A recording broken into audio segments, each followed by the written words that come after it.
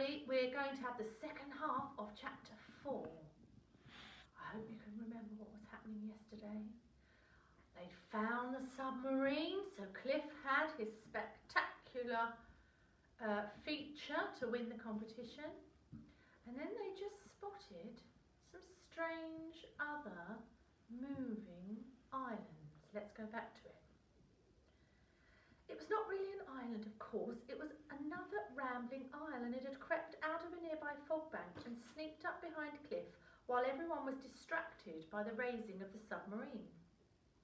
Although Oliver did not recognise it, it was one of the same islands which had been resting in Deepwater Bay the day his parents had disappeared. He'd not been able to see it from his bedroom because the headland hid it, but Mr. and Mrs. Crisp had seen it as they motored away from the beach in their dinghy and had steered straight towards it because they could tell at once that it was the most interesting. It was tall and rocky, and on its summit dark trees clustered. Among the trees stood a ruined temple, crumbly and overgrown, and around the temple towered huge stone heads with empty eyes and open mouths.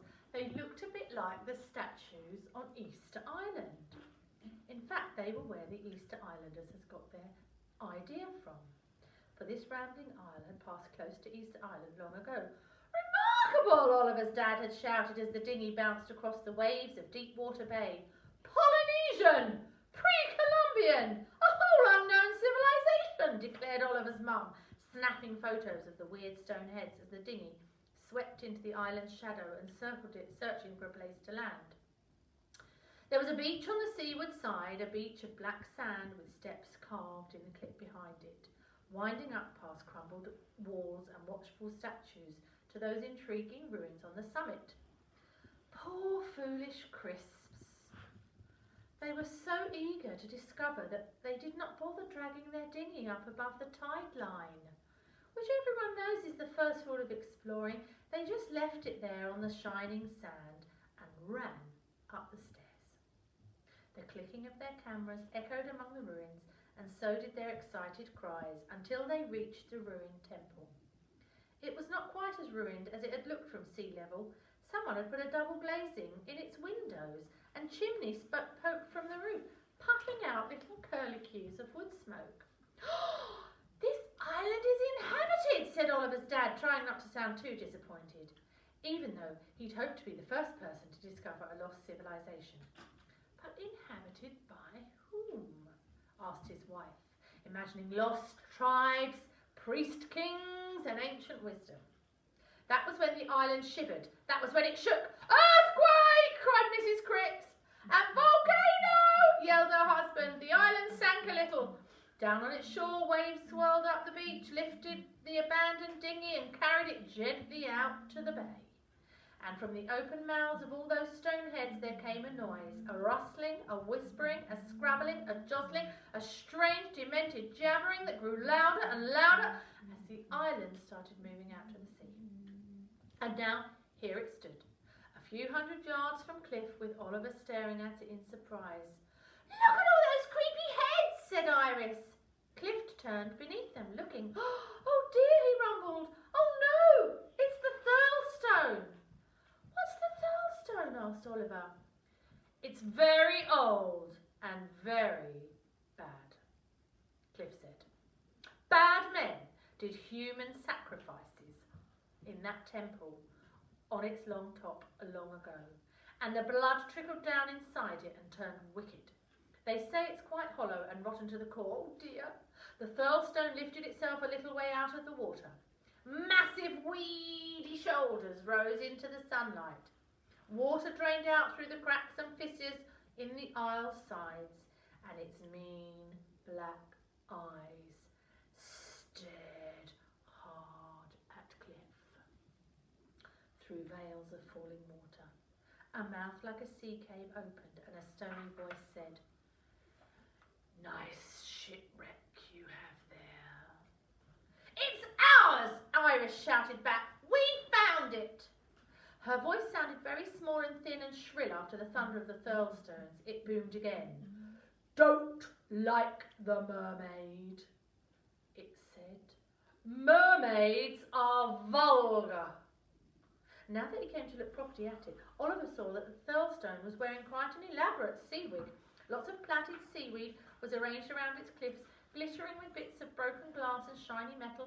Old flip-flops dangled from the branches of the twisted trees, and among the rocks where the temple stood, a trawler and a rusty battleship were perched.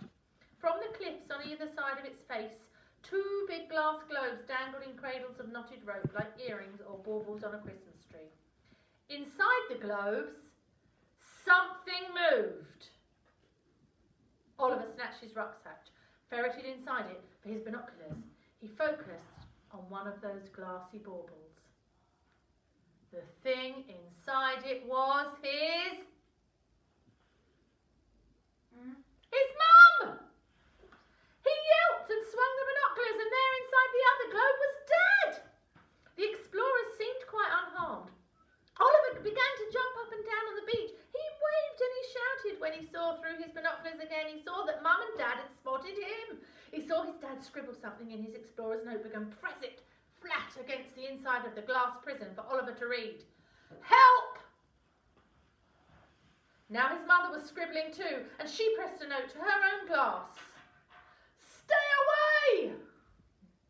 But the Thirlstone was coming closer. Ignoring mean comments and backhanded compliments from the floating weed, it shouldered its way through the sea.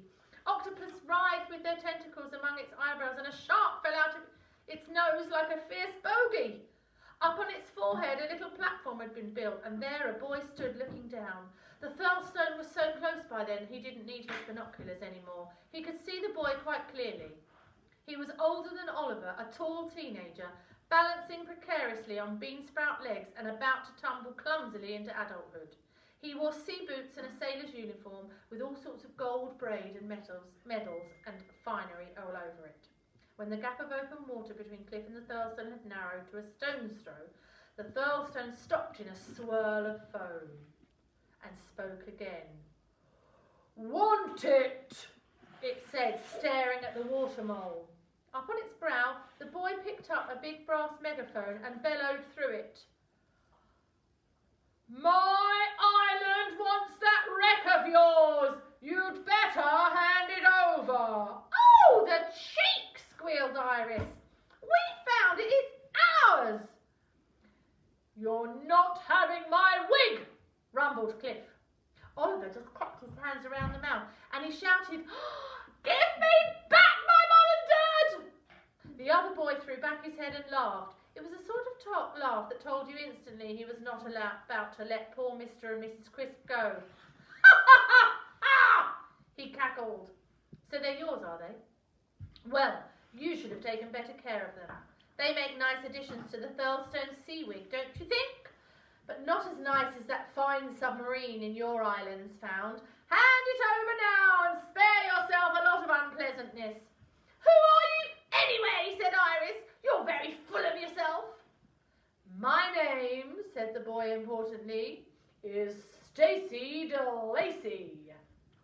But that's a girl's name, blurted Oliver. Stacy DeLacy's face turned a dark shade of red. Silence! He shouted. Stacy is one of those names that can be for a boy or a girl, like Hillary or Leslie. Anyway, when the night of the Seawigs rolls around, my Thirlstone shall have the finest wig of all. That submarine is just what we need to top it off. And if you won't give it to us, we will just have to take it. Mad, said Iris in an undertone, quite mad. Stacy DeLacy clapped his hands. Come, my lovelies, he shouted and laughed with a wicked glee. From the giant statues which grinned and turned upon the Thirlstone's head there came a rustling, a whispering, a scrabbling, a jostling, a strange, demented jabbering. No wonder Stacy DeLacy sounded gleeful. It was quite a new feeling for him giving orders. When he'd been growing up, nobody had ever taken much notice of him. His parents, who were rich and busy, barely paid him any attention. And the other children at school all hated him. And why did they hate him? Well, actually, it's because Stacy was a nasty, boastful bully. But Stacy didn't realise that. He was sure it was just because of his boy's name. Stacy can be a boy's name too, he would tell them whenever they laughed at him. They never believed him. Angry and all alone, he took long walks on the beach near his house, dreaming of the terrible revenge he would take on them all when he was older. All sorts of things washed up on that beach as Stacy DeLacy strode along with his hands in his pockets. He was forever kicking aside old flip-flops, fishermen's floats and plastic bottles. One day after a storm, he found the shingle covered with stinking seaweed, uprooted from some deep hollow of the seabed. It was a type of seaweed he'd never noticed before. It had thick stalks, each as tall as Stacy, with a fat green bulb at the top. Stacy picked up one of the stalks and began cracking it like a bullwhip as he stomped along. He imagined lashing his classmates with it. "Stacy's not a girl's name," he shouted. Crack! "You'll be sorry when I'm famous and powerful," he yelled. Crack! "Just you wait," he hollowed. One day, crunch, squelch, splat, the green bulb at the end of the seaweed burst. Psh, and out came a splurt of dirty water and something else. Something that moved, scrabbling and burrowing its way down into the tangles of dead weed that were heaped along the tide line. Stacy went closer and prodded the weed piles with his toe. Something was definitely rustling in there. He bent down for a closer look. Suddenly, the weed was torn aside and a hideous little fanged and grinning face stared up at him. These two little web-fingered hands seized the toe of his sneaker and the creature sank its teeth into the rubber. "Yow!" shouted Stacy DeLacy, doing a triple backward somersault in surprise. The creature flew off his shoe, and by the time he'd clambered up and dusted the sand out of his eyes, it was crouching on a nearby rock, watching him. It looked like an ugly little monkey, with webbed hands and feet and greasy green fur. "Get lost!" he yelled angrily. The sea monkey cowered and crept away over the top of the rock out of sight. Stacy was impressed. He wasn't used to people doing what he told them. "Come back!" he shouted. The monkey reappeared. "My name is Stacy DeLacy," he said, and he watched the monkey suspiciously. It didn't laugh, it didn't giggle. "Stacy's not a girl's name," he said. Still nothing. Feeling encouraged, he told it, "You're mine, and you will do everything I say." The monkey drew itself to attention and saluted. If Stacy DeLacy had been a different sort of boy, he might have thought, "I found a friend." But Stacy never really wanted friends. He thought, "I found a servant." He looked around all about him. The beach was littered with whips of strange weed, and each with its sea-green bulb. Was there a monkey in every one? There must be loads of hundreds. He picked up a strand and squeezed the bulb, and it popped like a spot, and out tumbled another monkey. Excitedly he popped another, and then another. "Help me!" he ordered the chittering, jittering monkeys while they ran with him along the tide line, squeezing, popping, until a whole army of sea monkeys was scuttling behind him. I think I'm going to stop there because it's another really long section, and I'm going to do the other part of the chapter tomorrow.